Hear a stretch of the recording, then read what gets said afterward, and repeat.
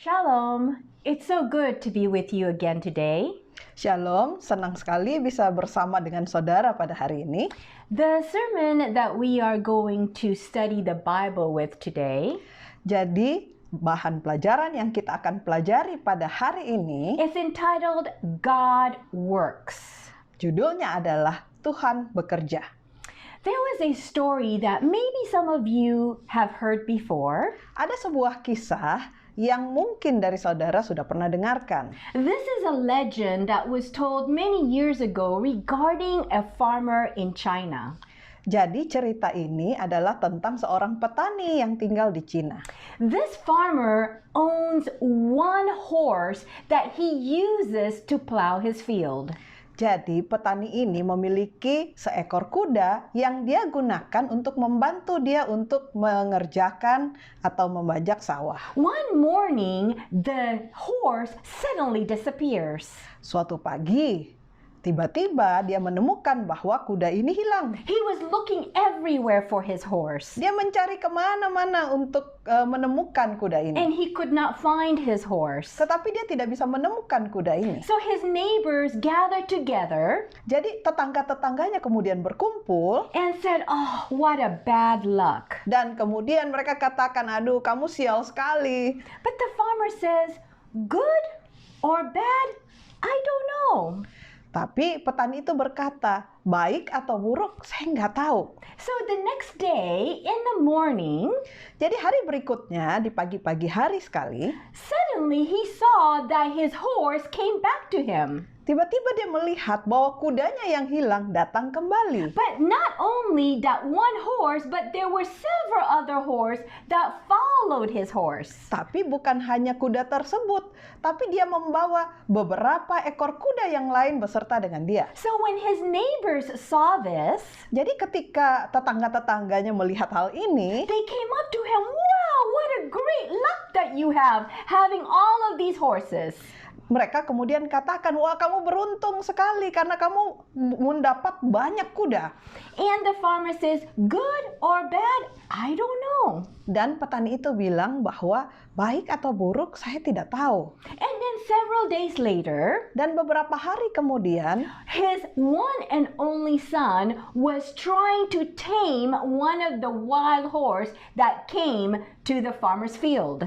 anak laki-lakinya yang satu-satunya sedang berusaha untuk menjinakkan salah satu dari kuda liar yang dibawa oleh kuda mereka. But because the wild horse was very active, suddenly the horse actually threw the son from the actual horse itself. Jadi ketika anak laki-lakinya yang berusaha menjinakkan, rupanya kuda itu sangat liar sehingga dia kemudian menjatuhkan dan melemparkan anak laki-laki tersebut dari kuda itu. So his one and only son was badly injured with a broken leg. Sehingga anak laki-laki itu menjadi terluka dan akhirnya kakinya patah. And once again the neighbors come again to the farmer and said, Dan kemudian para tetangga berkumpul kembali dan mendatangi si petani itu dan berkata, this is bad luck because now your son cannot help you anymore." mereka katakan bahwa aduh kamu sial sekali. Sekarang akhirnya anak laki-lakimu tidak bisa lagi membantu engkau waktu bekerja. But then the farmer says again, Dan kemudian petani itu berkata kembali, "Good or bad? I don't know." baik atau buruk saya tidak tahu. And the following week, there was a decree that was given by the emperor. Minggu berikutnya datanglah dekret dari kaisar. The decree was for every young man had to be part of the king's army because there's going to be a war.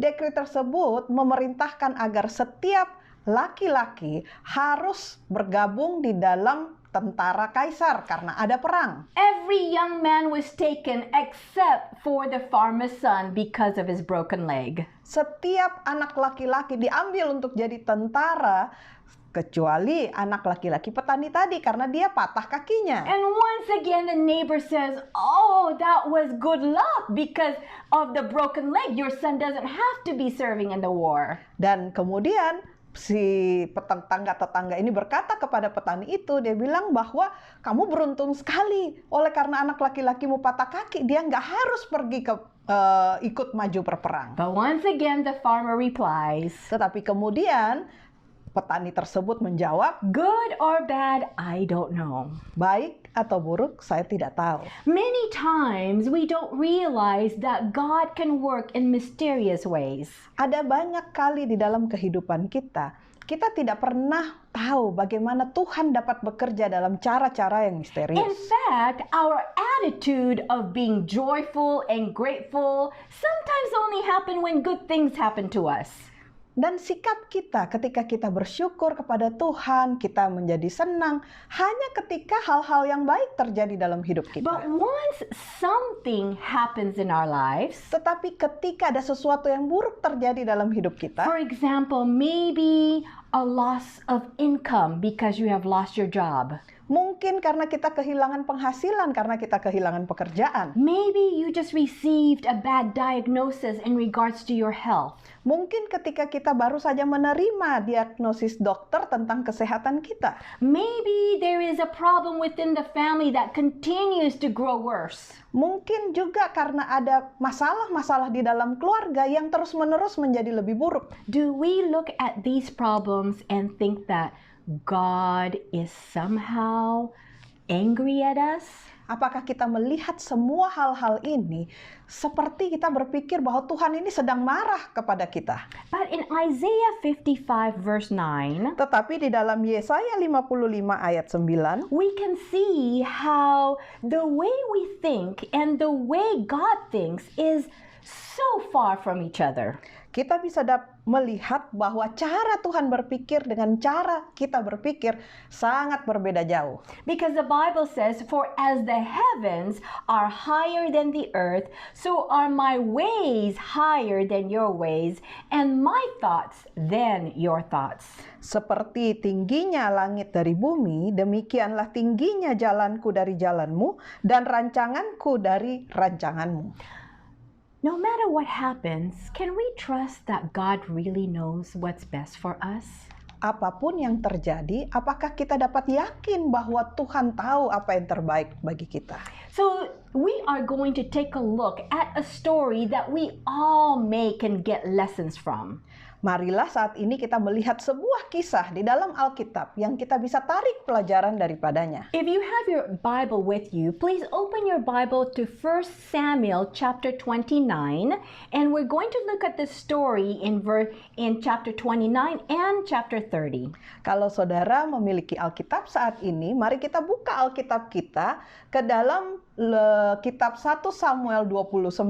Saat ini kita secara khusus akan fokus kepada 1 Samuel 29 dan pasal 30.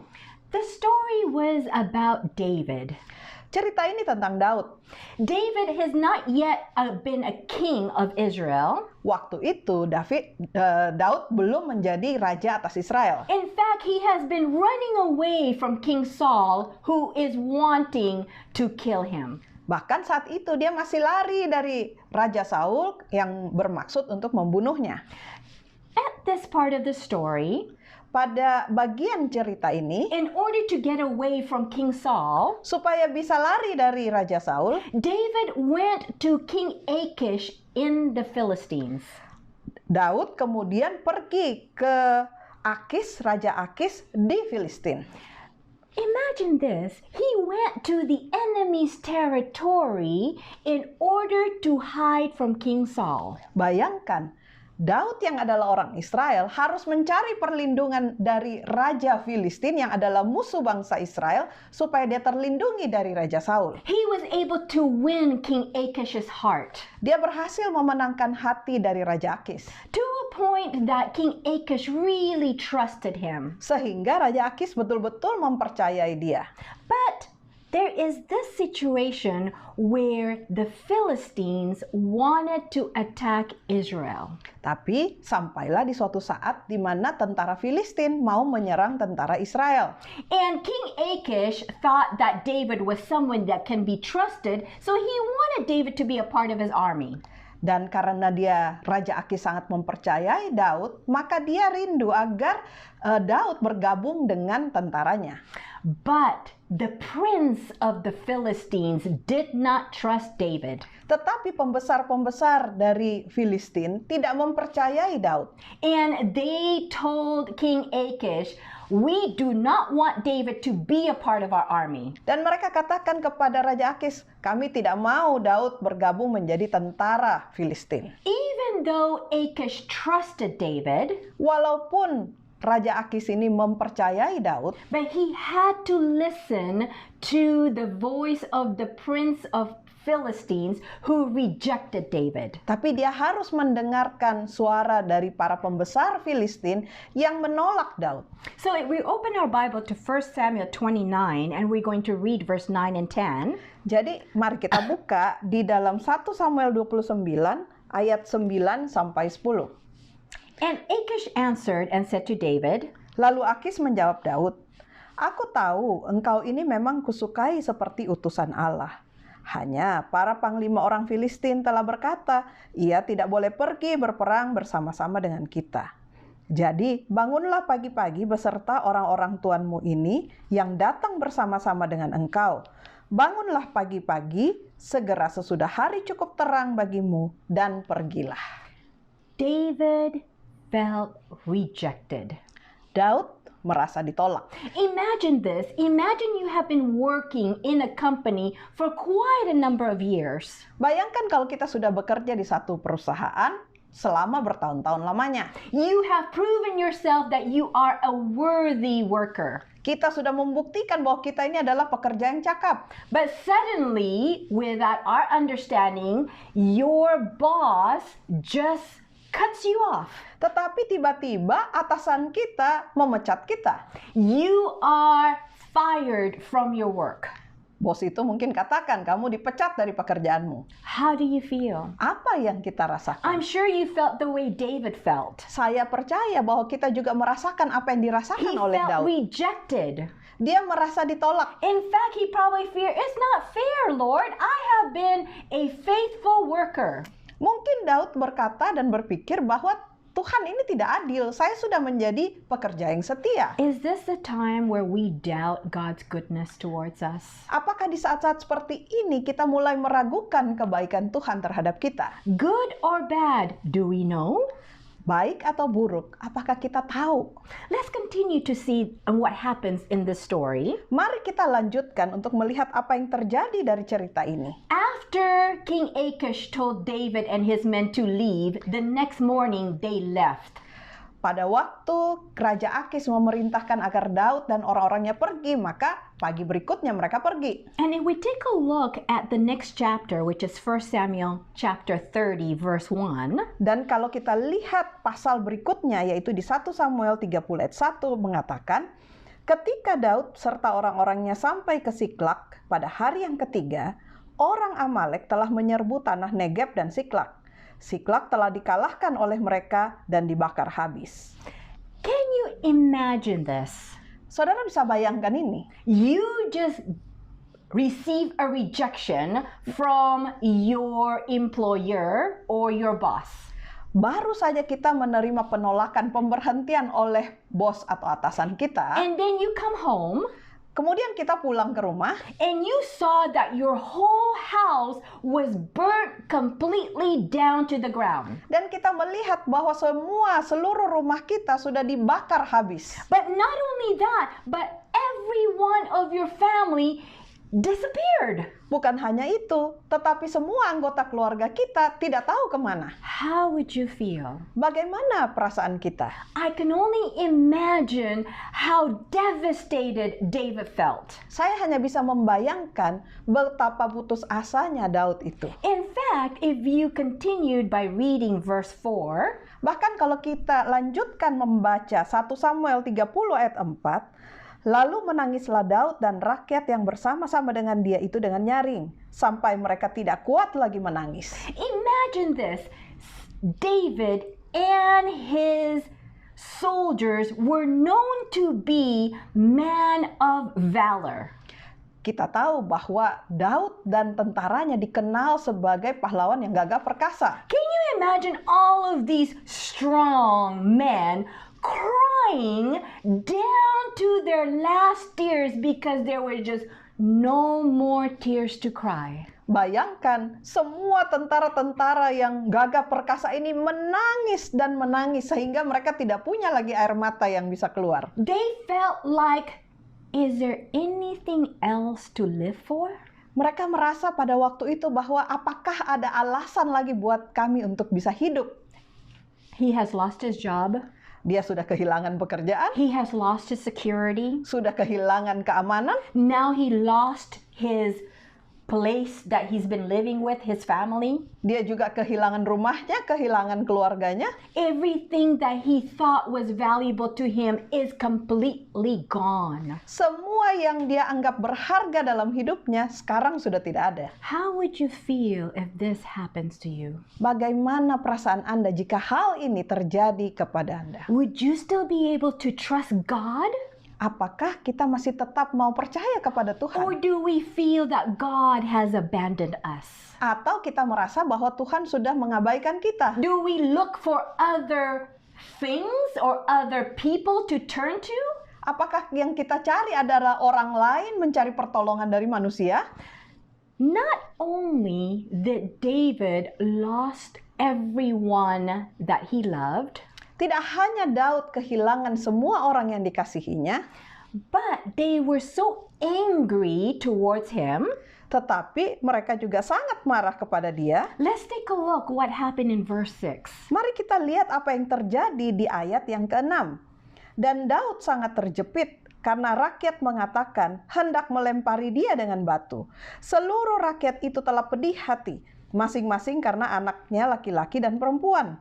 Tetapi Daud menguatkan kepercayaannya kepada Tuhan Allahnya. Everyone blamed him. Pada saat itu semua orang menyalahkan dia. In fact, they were so angry towards him that they want to stone him to death. Bahkan mereka sangat marah kepada Daud sehingga mereka mau lempar Daud sampai mati. And remember, David was the leader of the whole army. Dan ingat bahwa Daud pada waktu itu adalah pemimpin pasukan itu. These are the closest people to him. Ini yang mau melempari dia dengan batu adalah orang-orang yang terdekat dengan dia.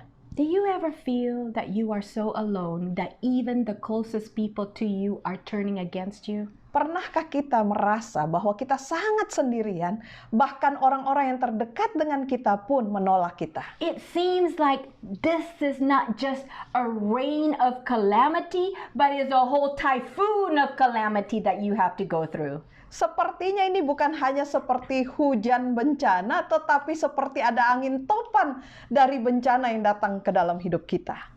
Could it be that you're going through the same situation as David has? Mungkinkah saat ini saudara sedang mengalami situasi yang sama seperti Daud pada waktu itu? Not only have you been diagnosed with a illness that is so serious, Bukan hanya saudara mungkin didiagnos sedang menderita suatu penyakit yang mematikan. but yet there's no income to pay for the hospital bills. Bukan hanya itu, tapi kita juga tidak punya penghasilan, tidak punya uang untuk membayar untuk biaya rumah And sakit. it seems that people are blaming you for the things that has happened to you. Dan sepertinya semua orang menyalahkan kita terhadap apa yang sedang terjadi di So dalam hidup instead of kita. receiving comfort from others, people are actually looking at you by condemning you. Jadi bukannya malah menghibur kita, orang-orang malah menuduh kita sebagai penyebab dari masalah itu. This was the situation that David was experiencing. Inilah situasi yang waktu itu dihadapi oleh Daud.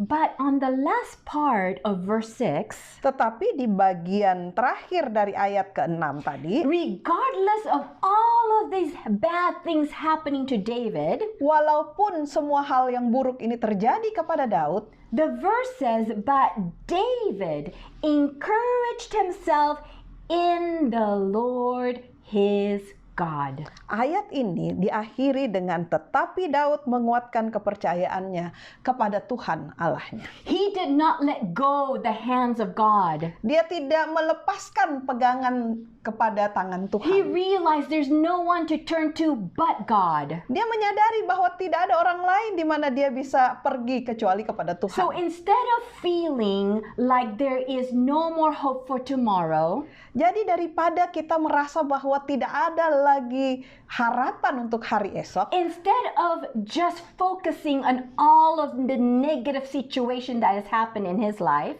walaupun mungkin ada banyak sekali kita terfokus pada hal-hal yang negatif yang terjadi di sekeliling hidup he kita, had a choice. Daud pada waktu itu punya pilihan. And he chose to come to God for all of his troubles. Dan dia memilih untuk datang kepada Tuhan apapun masalah yang dia hadapi. With all the agony that he was feeling, Dengan semua kepedihan yang dia alami, and sometimes when we're going through so much trouble, we cannot even think clearly to know what to do next.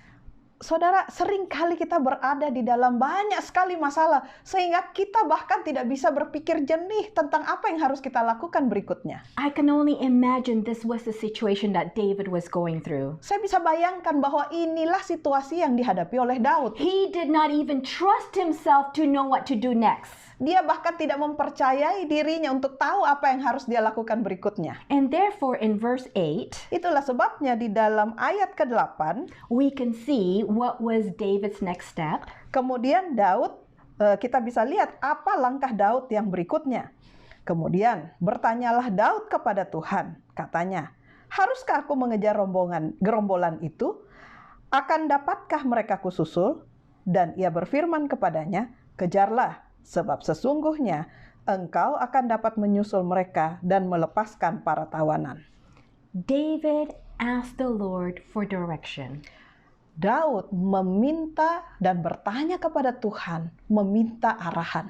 When we come to God, He will answer our prayer. Ketika kita datang kepada Tuhan, maka Tuhan pasti menjawab doa kita. It may not be as quick or as immediate as David's prayer, Mungkin bukan secepat dan selekas apa yang menjadi jawaban Tuhan terhadap Daud. but if we trust the Lord, have faith that He will answer your prayer in due time. Tapi kalau kita percaya kepada Tuhan, kita dapat yakin bahwa Tuhan akan menjawab doa kita tepat pada waktunya. God answered the prayer by telling David to pursue and look for his family. Dan dari cerita ini, jawaban Tuhan kepada Daud adalah menyusul gerombolan itu dan dia dapat melepaskan para keluarganya. So David and his 600 men, they went after, not knowing where to go, but just going to the direction where they thought that this troop has gone to. Sehingga pada saat itu Daud dan tentaranya, 600 tentaranya mulai berjalan mengejar gerombolan itu walaupun mereka sebetulnya tidak tahu arahnya kemana. He just trusted that the Lord will guide him. Dia hanya mempercayai bahwa Tuhanlah yang akan menuntun dia. And as they were traveling, Dan pada waktu mereka sedang mengadakan perjalanan, and we're going to go ahead and take a look at verse 11, they found an Egyptian in the field without anything else. dan kita lihat di ayat 11, mereka bertemu dengan seorang Mesir, ya. Dan di sana mereka tidak punya apapun sebetulnya. Okay, let's go ahead and read that, Mari please. kita baca ayat 11. Kemudian mereka menemui seorang Mesir di padang, lalu membawanya kepada Daud. Mereka memberi dia roti, lalu makanlah ia. Kemudian mereka memberi dia minum air. They have no idea who this man is. Pada waktu mereka bertemu dengan orang Mesir ini, mereka tidak tahu siapa itu. They have their own problems that they have to take care of.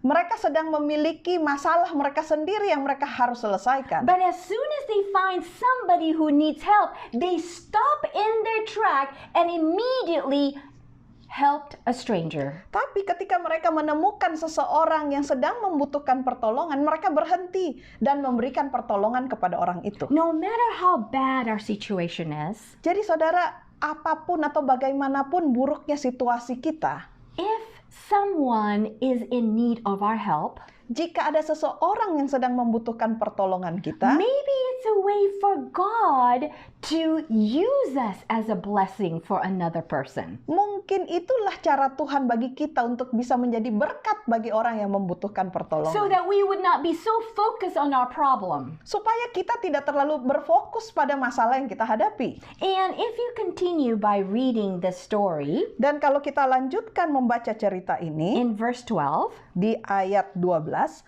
dan memberikan kepadanya sepotong kue ara dan 2 buah kue kismis, dan setelah dimakannya ia segar kembali, sebab ia tidak makan dan minum selama 3 hari 3 malam. imagine this. He has not eaten or drink for 3 days. He thought he was going to die. Bayangkan, dia sudah tidak makan, tidak minum selama 3 hari, 3 malam. Dan pasti dia sudah berpikir bahwa dia akan mati. If you are the Egyptian man, Kalau saudara menjadi orang Mesir itu, you probably think, what have I done that is so bad that I am here left in the middle of the field with no hope for any help? mungkin saudara akan berpikir, apa kesalahan yang saya buat sehingga saya ditinggalkan sendiri di tengah-tengah padang ini dengan tidak punya makanan dan minuman dan tidak punya harapan. Without us realizing, we don't know that God actually works behind scenes for our good. Yang tidak kita sadari bahwa Tuhan selalu bekerja dan sedang bekerja dan tidak kita bisa sadari untuk kebaikan kita sendiri. Let's continue and read verse 13. Mari kita baca ayat 13. Kemudian bertanyalah Daud kepadanya, "Budak siapakah engkau dan dari manakah engkau?" Jawabnya, "Aku ini seorang pemuda Mesir, budak kepunyaan seorang Amalek. Tuanku meninggalkan aku karena 3 hari yang lalu aku jatuh sakit." 3 days ago, he fell sick. 3 hari yang lalu dia sakit. Imagine this. Maybe he was a really healthy young guy and suddenly he fell sick. Bayangkan, mungkin dia adalah seorang muda yang sehat, tapi 3 hari sebelumnya dia sakit. And because his master feel that he is of no use, they just left him there to die. Dan karena tuannya merasa bahwa dia tidak ada gunanya lagi, maka dia ditinggalkan di situ sampai mati. God has a reason for allowing things to happen in our life. Tuhan selalu punya alasan kenapa dia mengizinkan sesuatu terjadi di dalam hidup kita. We may never understand what is his will or his plan, Mungkin kita tidak akan pernah mengerti apa kehendaknya dan apa rencana Tuhan. in fact, we don't probably understand his wisdom. Bahkan kita tidak bisa memahami hikmat Tuhan. Just like that young Egyptian, he probably thought, my life is over because I am sick, nobody cares, I am left here in the middle of the desert. Sama seperti pemuda Mesir itu. Karena saya sakit, saya sudah ditinggalkan di padang gurun ini dan tidak ada orang yang peduli kepada saya dan saya tinggal menunggu mati. It seems like God is far away from him, Sepertinya Tuhan jauh sekali dari dia. as if God doesn't care. Sepertinya Tuhan tidak peduli kepadanya. But if we simply trust God, Tetapi kalau kita percaya saja kepada that Tuhan, somehow he is working for our good behind the scene, bahwa dia tetap akan bekerja untuk kebaikan kita walaupun kita tidak memahaminya, we may be able to see our situation in a different perspective. maka kita akan sanggup untuk melihat situasi kita dengan cara pandang yang berbeda. 3 days ago, even before David knew what happened to his family, 3 hari yang lalu, bahkan sebelum Daud mengetahui apa yang terjadi dengan keluarganya, God already answered David's prayer. Tuhan sudah menjawab doanya Daud. Somehow this Egyptian servant became ill. Ada seorang pemuda Mesir yang jatuh sakit. Could it be that your illness is a reason to be a blessing to someone else? Mungkinkah penyakit yang kita alami saat ini justru menjadi suatu berkat, bukan hanya bagi diri sendiri tetapi bagi orang lain? Because if this young man did not fall ill, Karena kalau pemuda Mesir ini tidak jatuh sakit, if this young man was not left in the middle of the wilderness to die, jika pemuda Mesir ini tidak ditinggalkan di tengah-tengah padang gurun sehingga dia akan mati, David would not know where to go. maka Daud tidak akan tahu kemana dia harus pergi. This situation happened because God is still in control. Situasi ini terjadi membuktikan bahwa Tuhan tetap memegang kendali. The illness was a blessing to David and his men. Jadi penyakit pemuda ini justru menjadi berkat bagi Daud dan orang-orangnya. David was rejected by the prince of the Philistines, Daud sudah ditolak oleh Raja Filistin, which made him feel rejected. sehingga dia merasa ditolak sekali. But yet it was God's way to bring David back to his home. Tetapi itulah cara Tuhan untuk bisa membuat Daud kembali pulang ke rumahnya. So that he will know what happened in his home. Sehingga dia bisa tahu apa yang terjadi dengan rumah dan So keluarganya. that there will be enough time to pursue the enemies. Supaya dia masih punya waktu untuk menyusul dan mengejar gerombolan itu. So even though situation may happen that we think that God has left us, Jadi walaupun situasi-situasi terjadi di mana kita berpikir bahwa Tuhan sudah meninggalkan kita, that makes us doubt God's goodness and God's love. yang membuat kita meragukan kasih dan kebesaran Tuhan, From this story, we can see dari cerita ini kita dapat melihat God allows circumstances to happen actually for our good. Tuhan mengizinkan kejadian-kejadian ini terjadi adalah untuk kebaikan kita. He knows that David really loved his family. Tuhan tahu bahwa Daud sangat mengasihi keluarganya. Therefore, God allowed him time to be able to pursue the enemies. Sehingga Tuhan memberikan dia waktu untuk bisa mengejar musuh-musuhnya.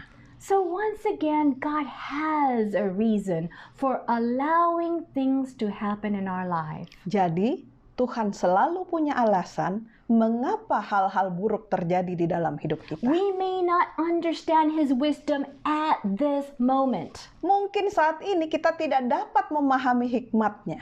but if we trust in Him, Tetapi jika kita memilih untuk percaya kepadanya, if we have faith in Him, jika kita beriman kepadanya, the situation may be a blessing to us. maka situasi dapat menjadi, situasi yang buruk bisa menjadi sesuatu berkat bagi kita. Because of the information that the Egyptian servant gave to David, Berdasarkan informasi yang diberikan oleh pemuda Mesir itu kepada Daud, he knew where to go. dia tahu kemana dia harus pergi. In fact, in verse 17, Bahkan di dalam 1 Samuel 30 ayat 17, dan pada keesokan harinya, Daud menghancurkan mereka dari pagi-pagi buta sampai matahari terbenam. Tidak ada seorang pun dari mereka yang lolos, kecuali 400 orang muda yang melarikan diri dengan menunggang unta. and verse 18, Dan ayat 18, Daud melepaskan semua apa yang dirampas oleh orang Amalek itu. Juga kedua istrinya dapat dilepaskan Daud. because David trusted in God, Karena Daud mempercayai Tuhan, he was able to recover everything that he thought he has lost.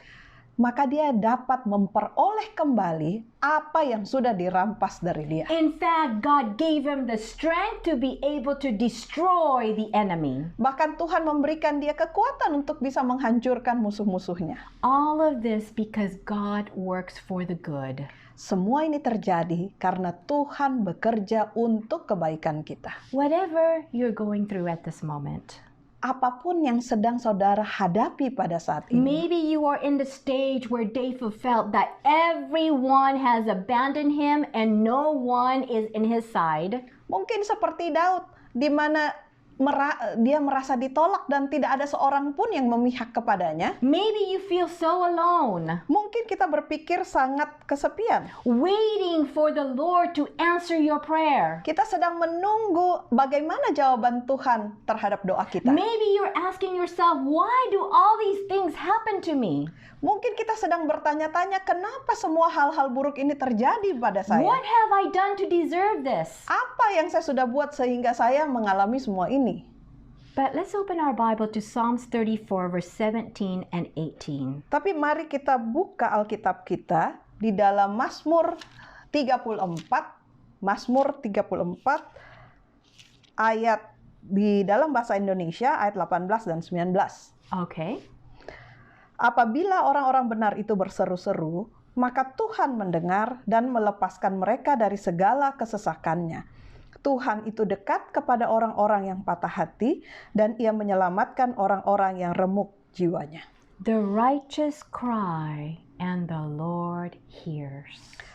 Ingat, dari ayat ini kita bisa melihat bahwa Tuhan, jika orang-orang benar itu berseru, menangis, maka Tuhan pasti mendengar. When we pray and ask God for help, Ketika kita berdoa dan meminta pertolongan dari Tuhan, according to this Bible verse and promise, menurut ayat ini, He hears our pleas. maka Tuhan mendengar seruan kita. He hears our cries. Dia mendengarkan tangisan kita. And He promised that He will deliver us out of all of our troubles. Dan Dia berjanji akan melepaskan kita dari semua kesulitan kita. I too have gone through my personal tragedy. Saya sendiri sudah melewati dan mengalami tragedi kehidupan ini. When my son was diagnosed with cancer, I thought it was so unfair, Lord, that this can happen to us. Ketika dokter mendiagnosis anak saya menderita kanker, buat saya, Tuhan, kenapa bisa sampai terjadi kepada kami seperti ini? What have I done to deserve this? Apa yang saya sudah perbuat sehingga Tuhan membuat saya menderita seperti What ini? has my son done to deserve the pain that he was suffering from? Apa yang diperbuat oleh anak laki-laki saya sehingga dia layak untuk menerima penyakit seperti itu? But yet, when we cry for help, Tetapi ketika kita berseru meminta pertolongan, I definitely understand what David went through. maka saya betul-betul dapat merasakan bagaimana yang dialami oleh Daud. How he was crying till there was no more tears to cry. Dia menangis sehingga tidak ada lagi air mata yang bisa keluar. Every tear that falls down from our eyes, Jesus knows. Setiap tetesan air mata yang jatuh dari mata kita, Yesus tahu. He is a compassionate and merciful God. Dia adalah Allah yang penuh belas kasihan dan mengasihi He kita. is near to our brokenness. Dia berada dekat kepada orang-orang, kepada kita yang sedang hancur. And He is there to save us from our despair. Dan Dia ada untuk menyelamatkan kita dari keputusasaan. So regardless of what is going on in your life, Jadi apapun yang sedang terjadi di dalam kehidupan maybe kita. you're going through this situation at this moment. Mungkin ada satu situasi yang saudara sedang alami pada saat ini. Through the story that we have just read, Melalui cerita yang barusan kita baca, there is a Bible verse that we can hold on to. maka ada ayat Alkitab yang dapat kita pegang. Romans 8 verse 28. Di dalam Roma 8 ayat 28. Please hold on to this promise, Mari kita berpegang pada janji ini. because this is a promise that shows God's character of love. Karena ayat ini menyatakan karakter Tuhan yang penuh kasih. Kita tahu sekarang bahwa Allah turut bekerja dalam segala sesuatu untuk mendatangkan kebaikan bagi mereka yang mengasihi Dia, yaitu bagi mereka yang terpanggil sesuai dengan rencana Allah. God is working for your good. Tuhan sedang turut bekerja sama untuk kebaikan kita. Is there any one of you Apakah ada di antara saudara who feels that with all the situation that is happening in your life, yang merasa bahwa dengan semua peristiwa yang terjadi dalam hidup saudara, as if God has forgotten you and forsaken you? seolah-olah Tuhan sudah melupakan kita, Tuhan sudah mengabaikan kita. Do you feel that there seems to be no hope for tomorrow? Apakah kita melihat sepertinya tidak ada lagi harapan untuk hari esok? But this Bible verse says, Tetapi ayat Alkitab ini mengatakan, no matter what is going on in your life, apapun yang sedang terjadi dalam hidup kita, God is working for our good. Allah turut bekerja dalam segala sesuatu untuk mendatangkan kebaikan bagi For kita. He is a God of love. Karena Ia adalah Allah yang penuh kasih. So my appeal to you, Jadi saya mengajak saudara, do not lose hope. jangan kehilangan pengharapan. Do not lose faith in God. Jangan kehilangan iman kepada Tuhan. Trust Him with your life. Percaya kepada Dia dalam segenap hidup kita. Even though you may not see it at this moment, Walaupun mungkin kita saat ini tidak bisa melihat Tuhan, believe that He is working for your good. percayalah bahwa Dia turut bekerja untuk mendatangkan kebaikan bagi saudara. Let us pray together. Mari kita berdoa bersama-sama. Father in heaven, many of us are going through our own personal struggles. Bapa kami yang di surga, pada saat ini banyak di antara kami yang sedang mengalami pergumulan secara pribadi. Maybe financial troubles. Mungkin itu adalah pergumulan untuk keuangan. Maybe health issues. Mungkin juga masalah penyakit Or problems within the family. atau masalah di dalam keluarga. Where it seems, the Lord, things are not going good, but it's even going worse. Di mana ya Tuhan, hal-hal atau kejadian yang terjadi bukan saja buruk, tetapi bertambah-tambah buruk. But Father, thank you for showing through the story of David. Tapi kami bersyukur ya Tuhan, melalui cerita Daud, No matter how bad the situation may be, Engkau menunjukkan bahwa betapa buruknya pun situasi yang dihadapi, you are still working for our good. Tuhan tetap bekerja untuk mendatangkan kebaikan bagi kami. Because our salvation is what's more important to you. Karena yang paling penting bagimu adalah keselamatan kami. So Father, I ask you to please help those listeners that are going through their troubled times. Oleh karena itu Tuhan, saya memohon agar Engkau mendengarkan setiap doa dari setiap orang yang menyaksikan tayangan ini. You promise that you will hear all of their cries. Engkau berjanji bahwa Engkau akan mendengarkan semua tangisan dan seruan And mereka. that you will help them through their troubles. Dan Engkau akan menolong mereka di dalam kesusahan mereka. So that they will go through this hard time with you, holding on to your hands. Supaya mereka dapat melewati semua masa-masa yang sulit ini dengan tetap memegang tangan Tuhan. And that they will be able to see Supaya mereka dapat melihat that you are truly working for their good. bahwa Engkau sungguh-sungguh turut bekerja untuk mendatangkan kebaikan bagi mereka. Because of who you are, Karena siapa Engkau Tuhan? a God of love and mercy. Allah yang penuh kasih dan penuh belas kasihan. In Jesus' name we pray. Di dalam nama Yesus kami berdoa. Amen. Amin. May God bless you. Kiranya Tuhan memberkati saudara.